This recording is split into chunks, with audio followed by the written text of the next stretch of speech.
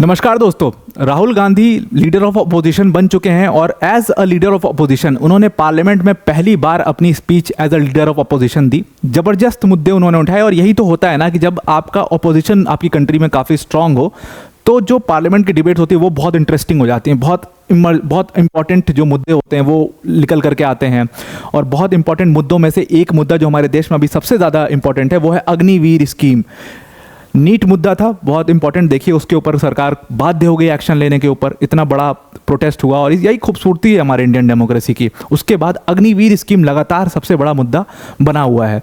तो अग्निवीर स्कीम का जो आपने इम्पैक्ट देखा वो वोटिंग के टाइम पर भी उत्तर प्रदेश, हरियाणा, राजस्थान जैसे राज्यों में दिखाई दिया। जो वोटिंग हुई खिलाफ में, जो रूलिंग गवर्नमेंट थी उनके खिलाफ में जो वोटिंग हुई, उसका बहुत बड़ा एक रीज़न अग्निवीर स्कीम भी था। बिकॉज इस बेल्ट से बड़ी मात्रा में जो लड़के हैं वो सोल्जर बनने के लिए आर्मी में भर्ती में पार्टिसिपेट करते हैं, तो वहाँ पर अग्निवीर स्कीम के खिलाफ एक आक्रोश दिखाई दिया। तो राहुल गांधी ने इसी अग्निवीर स्कीम को लेकर के, हालांकि राहुल गांधी पहले भी इसके बारे में कई बार बात करते हैं, अपने पूरे इलेक्शन कैंपेनिंग के दौरान उन्होंने स्कीम के ऊपर बात की थी। और अच्छाई इस पूरे इस चीज़ में ये थी कि पार्लियामेंट में पहुँच कर भी उन्होंने अग्निवीर की स्कीम की एक पूरी डिबेट छेड़ दी। उन्होंने सीधा क्या हुआ, इस बार जो डिबेट छिड़ी है, हालांकि ये बहुत लंबी डिबेट है। उन्होंने कहा कि अगर हमारे अग्निवीर जवान जो हैं, राहुल गांधी ने कहा कि अगर हमारे अग्निवीर जवान जो हैं वो बैटल के टाइम पर, वो या ड्यूटी के टाइम पर शहीद हो जाते हैं तो उनको जो ये सरकार है, मतलब कि एनडीए गवर्नमेंट है, वो उनको मार्टियर स्टेटस नहीं देगी। मार्टियर स्टेटस या शहीद स्टेटस दोनों नहीं देगी। और ये स्टेटस अगर उनको नहीं मिलेगा तो फिर उनकी फैमिलीज़ को जो बेनिफिट्स मिलने हैं, उनकी फैमिलीज़ को जो फाइनेंशियल असिस्टेंस मिलनी है सरकार के द्वारा, वो असिस्टेंस उनको नहीं मिलेगी। और जो असिस्टेंस उनको मिलनी है वो भी जो है वो बहुत कम है जो उनको मिलनी है। अगर उन्होंने मार्टियर स्टेटस या शहीद स्टेटस दे भी दिया उस अग्निवीर जवान को, तो जो फाइनेंशियल असिस्टेंस मिल रही है सरकार से वो भी बहुत कम है। तो यहाँ पर दो सवाल, यानी कि दो डिबेट राहुल गांधी ने छेड़ दी। पहली तो ये कि मार्टियर और शहीद स्टेटस होता क्या है और ये गवर्नमेंट देती भी है या नहीं देती है। सबसे पहले आपको ये टर्म समझने हैं, मार्टियर और शहीद, ये क्या गवर्नमेंट मतलब मिनिस्ट्री ऑफ डिफेंस या इंडियन गवर्नमेंट क्या रिकॉग्नाइज करते हैं क्या इन टर्म्स को, पहला सवाल। दूसरा सवाल इसमें राहुल गांधी जी ने जो उठाया, जिस पर हम बाद में आएंगे, कि कंपेंसेशन या बेनिफिट्स जो एक रेगुलर सोल्जर को मिलते हैं, क्या वो इन लाइन है क्या अग्निवीर जवान के साथ, जब उनकी लाइन ऑफ, जब उनकी ड्यूटी के टाइम पर वो शहीद हो जाते हैं तो क्या बराबर है, वो समझना दोनों चीज़ें बहुत ज़रूरी है। अग्निवीर स्कीम ऑब्वियसली जो लाई गई थी उसका ऑब्जेक्टिव, प्राइम ऑब्जेक्टिव, जो हमारे डिफेंस मिनिस्टर हमेशा से बोलते आए हैं, वो प्राइम ऑब्जेक्टिव क्या है उसका, कि हम एवरेज एज जो फोर्सेस की है उसको कम करने की कोशिश कर रहे हैं, ये प्राइम ऑब्जेक्टिव था। तो अब उसको आप दिमाग में रख करके इन सारी चीज़ों को आप सोचिएगा। तो सबसे पहले डिबेट पर बात करते हैं कि मार्टियर स्टेटस या शहीद स्टेटस होता क्या है, दिया कैसे जाता है और क्या इंडियन गवर्नमेंट इनको रिकॉग्नाइज करती है कि नहीं है। तो इसके लिए आपको वक्त में थोड़ा पीछे जाना पड़ेगा। ये तो एनडीए गवर्नमेंट की सरकार है। अभी आप 2013 में जाएंगे तो ये डिबेट एक बार फिर से उठी थी 2013 के अंदर में। मनमोहन सिंह जी की सरकार थी और कांग्रेस लेड जो अलायंस था यूपीए, उस अभी तो इंडिया अलायंस नाम हो गया, उस टाइम उसका नाम यूपीए था। अब यूपीए से उस टाइम पर विरोध में, मतलब विपक्ष में कौन बैठा था, ऑब्वियसली एनडीए बैठी थी उस समय विपक्ष में। और एनडीए ने ही ये सवाल, बल्कि प्रधानमंत्री नरेंद्र मोदी जो अभी प्रधानमंत्री, उन्होंने ये सवाल काफ़ी ज़्यादा पूछा था उस टाइम पर, ये काफ़ी उठाया था गुजरात में ये सवाल, और उसके बाद पार्लियामेंट में ये सवाल उठा था, बाकायदे अनस्टार्ड क्वेश्चन पूछा गया था उस समय की सरकार से। तो क्वेश्चन ये पूछा गया था कि जो हमारे वीर, जो हमारे जवान जो हैं, जो शहीद हो जाते हैं, जो वीरगति को प्राप्त हो जाते हैं, उनको आप क्या बेनिफिट्स देते हो, उनको आप शहीद या मार्टियर स्टेटस क्यों नहीं देते हो, क्योंकि ये मार्टियर स्टेटस हम क्यों नहीं देते हैं उनको, और वो स्टेटस मिलने में इतना टाइम क्यों लगता है। तो उसका जवाब दिया था। अब ये सारी डिबेट जो है वो शुरू कैसे हुई थी, जो एक आपको पता है कि सरबजीत सिंह, जो कि जिनको पाकिस्तान की सरकार ने एग्जीक्यूट कर दिया था पाकिस्तान में, और वो बताया, तमाम उनके ऊपर इल्ज़ाम लगाए थे पाकिस्तान की सरकार ने कि टेररिस्ट हैं या इंडियन स्पाई हैं, तमाम चीज़ें हैं। तो सरबजीत सिंह को लेकर के ये डिबेट उठी बहुत ज़्यादा 2013 में कि उनको तो शहीद स्टेटस मिलना चाहिए सरबजीत सिंह को। और उस समय पर यूनियन होम मिनिस्टर कौन थे, सुशील कुमार शिंदे थे। सुशील कुमार शिंदे जो पूरे लोगों की डिमांड थी उसको देखते हुए उन्होंने कह भी दिया एक बार कि ठीक है हम सरबजीत सिंह को शहीद स्टेटस दे देंगे, लेकिन फिर वो बैकआउट कर गए और पूरी जो यूपीए की सरकार थी वो भी बैकआउट कर गई कि नहीं, शहीद स्टेटस हम कैसे दे सकते हैं। बाद में मनमोहन सिंह जी की सरकार ने इस पर क्लैरिटी दी थी कि देखो, शहीद या मार्टियर स्टेटस जैसे शब्द जो हैं वो कहीं यूज़ ही नहीं हुए हैं, मतलब ऑफिशियल डॉक्यूमेंट्स में वो कहीं है ही नहीं, ना हमारे एक्ट में है, ना हमारे ऑफिशियल किसी डॉक्यूमेंट में है, ना नोटिफिकेशन में है। तो ये स्टेटस अपने आप में, मतलब ये शब्द को यूज़ करना उनके लिए कितना सही होगा, इसके कोई क्लैरिटी नहीं है हमारे पास। और अगर आप देखो हिस्ट्री में तो 1980 के टाइम में पहली बार मार्टियर शब्द का प्रयोग हुआ था, मतलब पहली बार नहीं, मतलब लास्ट बार अगर मार्टियर शब्द का जो प्रयोग है वो 1980 के एक डॉक्यूमेंट में हुआ था, जो कि डॉक्यूमेंट था फ्रीडम फाइटर पेंशन स्कीम का। और फ्रीडम फाइटर पेंशन स्कीम का जो डॉक्यूमेंट था उसमें मार्टियर शब्द का प्रयोग उन लोग के लिए किया गया था जिन्होंने अपनी जान सेक्रीफाइस करी नेशनल मूवमेंट के लिए, जो भारत को आज़ाद कराने का जो पूरा एक मूवमेंट चला था, भले किसी भी मूवमेंट में उन्होंने पार्टिसिपेट किया हो, जो हमारे फ्रीडम फाइटर्स थे उनको फ्रीडम फाइटर्स बोला गया। और उनके लिए मार्टियर शब्द का प्रयोग उस 1980 के डॉक्यूमेंट में, जो फ्रीडम फाइटर पेंशन स्कीम थी, उसमें यूज़ किया गया था। उसके बाद इंडियन गवर्नमेंट ने शब्द को यूज़ करना बंद कर दिया। और इसीलिए जब ये डिमांड उठी थी कि भगत सिंह जी के लिए भी शहीद शब्द या मार्टियर शब्द का प्रयोग किया जाना चाहिए, बिल्कुल किया जाना चाहिए, ये डिमांड फिर से उठी थी। और इसीलिए जो सरकार है वो उनको शहीद या मार्टियर स्टेटस नहीं दे पाई थी, क्योंकि प्रोविजंस नहीं थे, लीगल प्रोविजंस जो थे वो ऐसा कुछ मेंशन ही नहीं करते थे ऐसे शब्दों का। तो ये क्लैरिटी जो है इंडियन गवर्नमेंट की तरफ से आई, क्योंकि उनको खुद भी क्लैरिटी नहीं थी कि ऐसे शब्द अगर प्रयोग किया जा सकते हैं या नहीं किए जा सकते हैं। मिनिस्ट्री ऑफ डिफेंस से सवाल पूछा गया, होम मिनिस्ट्री से सवाल पूछा गया, किसी के पास कोई जवाब नहीं था इस चीज़ का। फाइनली इस चीज़ पर क्लैरिटी के लिए एक आरटीआई एप्लीकेशन फाइल की गई, और इस आरटीआई एप्लीकेशन में पूछा गया कि भाई आप बताइए, सीआईसी के पास ये एप्लीकेशन फाइनली पहुंची, होम मिनिस्ट्री में सबसे पहले आरटीआई एप्लीकेशन दायर की गई थी, होम मिनिस्ट्री के पास कोई जवाब नहीं, डिफेंस मिनिस्ट्री के पास कोई जवाब नहीं।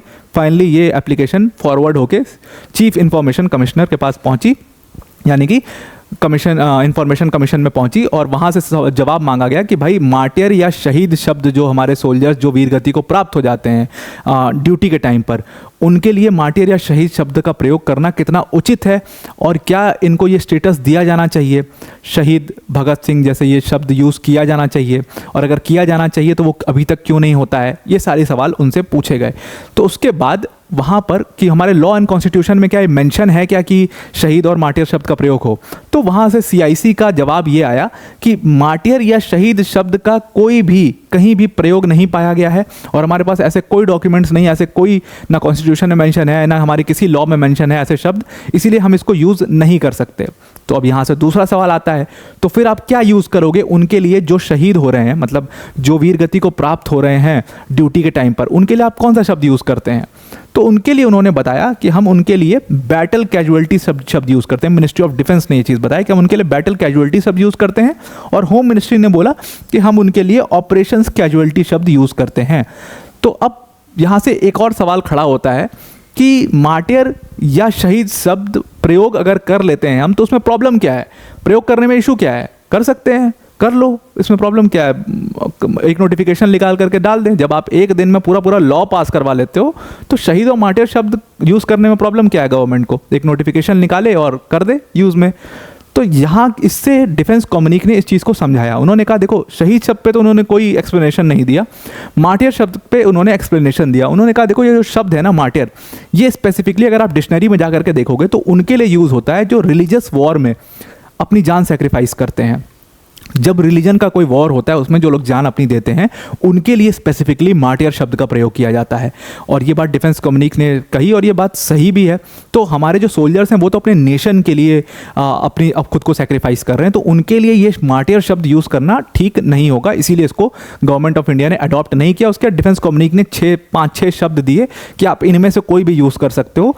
तो हमारी मिनिस्ट्री ऑफ होम अफेयर्स ने ऑपरेशंस कैजुअलिटी अडॉप्ट कर लिया, और ये battle casualty ministry of defence ने अडॉप्ट कर लिया। तो यहाँ से एक डिबेट खत्म हुई कि शहीद और मार्टियर स्टेटस जो है वो ऐसे शब्द जो हैं वो नहीं दिए जा सकते, क्योंकि कहीं पर ये लीगली मेंशन नहीं है। तो वो लीगली, आप अखबारों में पढ़ते होंगे, न्यूज़ में पढ़ते होंगे, हम भी लिखते हैं, हम भी बोलते हैं, तो वो लीगली करेक्ट नहीं है। वो हम ऐसे आउट ऑफ रिस्पेक्ट ज़रूर बोल देते हैं शहीद, मार्टियर बोलना तो फिर भी नहीं सही है, शहीद बोलना ठीक है, तो वो हम आउट ऑफ रिस्पेक्ट बोल देते हैं, लेकिन लीगली वो करेक्ट नहीं है।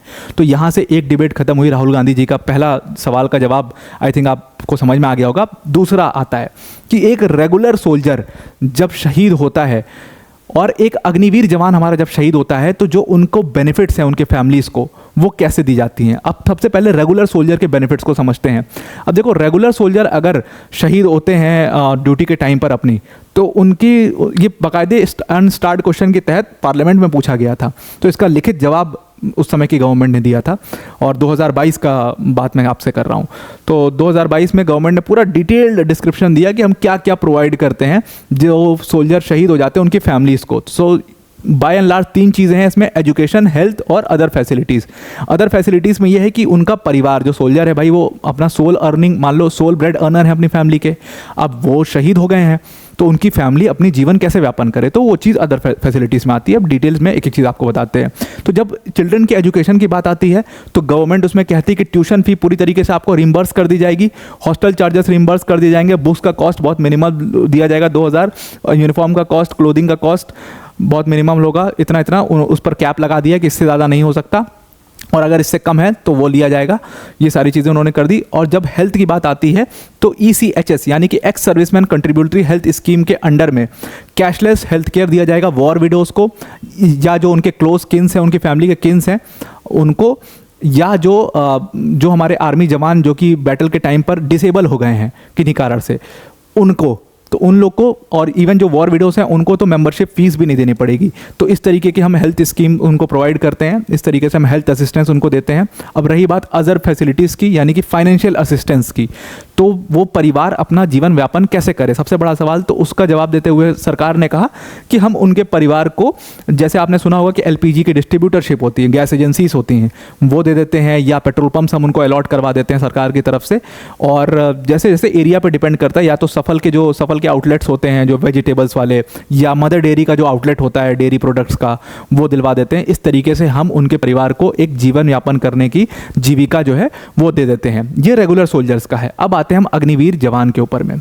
अब जो हमारे अग्निवीर जवान शहीद हो रहे हैं उनको क्या मिलेगा, उनको भी जो मिलेगा वो मैं आपको दिखाता हूँ। उनको, अगर वो टेररिस्ट या किसी एक्सीडेंट से वो शहीद हो गए, या किसी एक्सीडेंट की वजह से उनको सेक्रीफाइस करनी पड़ी अपनी जान, या किसी टेररिस्ट या किसी एंटी सोशल एलिमेंट्स की वजह से, तो उस केस में उनको 25 लाख रुपए दिए जाएंगे।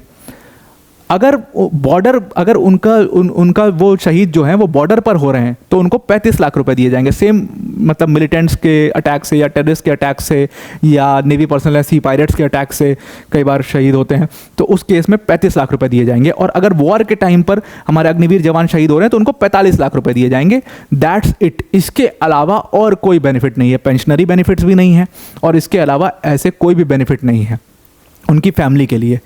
तो यहाँ पर एक सवाल बनता है, और इसी के लिए जब ये पार्लियामेंट में भी आया था ना, तो स्टैंडिंग कमेटी ऑन डिफेंस ने बाकायदे इस चीज़ पर सवाल उठाया था। उन्होंने कहा था ये जो आप दे रहे हैं ना, ये जो अमाउंट आप दे रहे हैं ये बहुत कम है। एक यंगस्टर, एक जवान जो कि अपने देश के लिए अपनी जान सेक्रीफाइस कर रहा है, उसके लिए, उसकी फैमिली के लिए चीज़ बहुत कम है।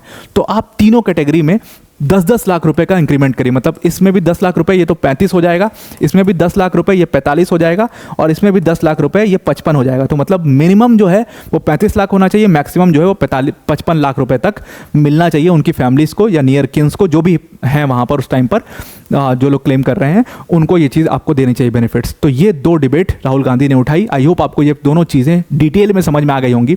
अब वीडियो को एंड करने से पहले अनअकैडमी टीम की तरफ से एक बहुत बड़ी अनाउंसमेंट है। देखो, अनअकैडमी का biggest ever event Unacademy summit 3.0 जो कि होने वाला है in collaboration with the Hindi group, और ये जो इवेंट है ना, ये 6 और 7 जुलाई को होने वाला है। काफ़ी इंटरेस्टिंग इवेंट होने वाला है, बिकॉज इसमें हमारे minister of road transport and highways honourable Nitin Gadkari ji भी प्रेजेंट होंगे, अपने इनसाइट्स देंगे। इनके अलावा के अन्नामलाई जी भी यहाँ पर प्रेजेंट होंगे, वो अपने इनसाइट्स देंगे। इन लोग के अलावा कई बड़े बड़े इंटेलेक्चुअल्स इस पूरे सेशन में प्रेजेंट होंगे। तो अगर आप किसी भी एग्ज़ाम की प्रिपरेशन करते हो तो आप इन सेशंस को ज़रूर अटेंड करिए। आपको कई सारे पॉलिसी पर, स्कीम्स पर कई सारी चीज़ें मिलेंगी, बहुत अच्छे इंसाइट्स मिलेंगे। और अगर आप किसी भी एग्ज़ाम की प्रिपरेशन नहीं भी कर रहे हो ना, तो बीइंग एन इन्फॉर्म्ड सिटीजन आपको ये सेशंस जरूर अटेंड करने चाहिए। तो इसको आप ज़रूर से अटेंड करिएगा। ये अनअकैडमी ऐप पर लाइव होगा ये सेशन 6 और 7 जुलाई को। यहाँ पर अनअकैडमी ऐप की जो लिंक है वो आपके डिस्क्रिप्शन में दे दी गई है सेशन की, वहाँ पर जाकर के नोटिफाई मी पर क्लिक कर दीजिएगा। तो जब भी ये सेशन स्टार्ट होगा, लाइव होगा, तो आपको नोटिफिकेशन आ जाएगी, जिससे आप इस पूरे सेशन को देख पाओगे। तो आई होप आप इस पूरे आर्टिकल को समझ गए होगे और इस पूरे सेशन के बारे में भी समझ गए होगे। आप हमारे साथ ज़रूर से जुड़िएगा 6 और 7 जुलाई को। आज के लिए इतना ही। Thank you and have a nice day.